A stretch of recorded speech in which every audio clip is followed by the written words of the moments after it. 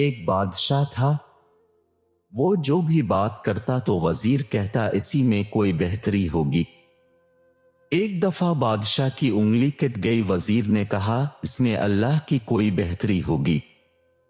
بادشاہ کو بہت غصہ آیا کہ میری انگلی کٹ گئی ہے اور تم کہہ رہے ہو کہ اس میں بھی اللہ کی کوئی بہتری ہوگی۔ بادشاہ نے وزیر کو جیل میں ڈال دیا تو پھر بھی وزیر نے کہا اس میں بھی اللہ کی کوئی بہتری ہوگی۔ بادشاہ کو بڑا غصہ آیا۔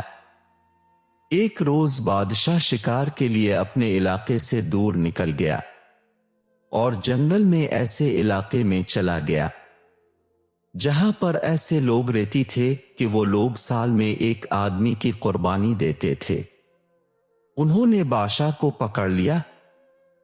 جب اس کو ذبح کرنے لگے تو انہوں نے دیکھا بادشاہ کی انگلی کٹی ہوئی ہے۔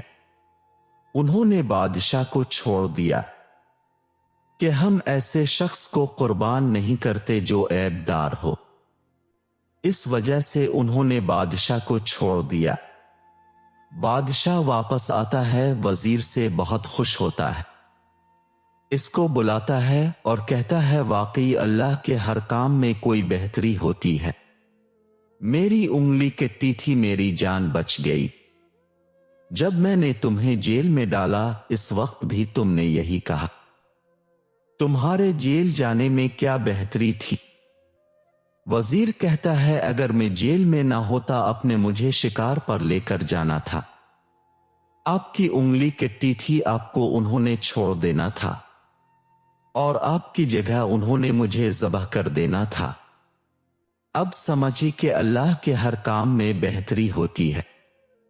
یہ انسان تقدیر کے لکھے پر کبھی شک و نہ کیا کر تو اتنا عقل مند نہیں جو رب کے ارادے کو سمجھ سکے۔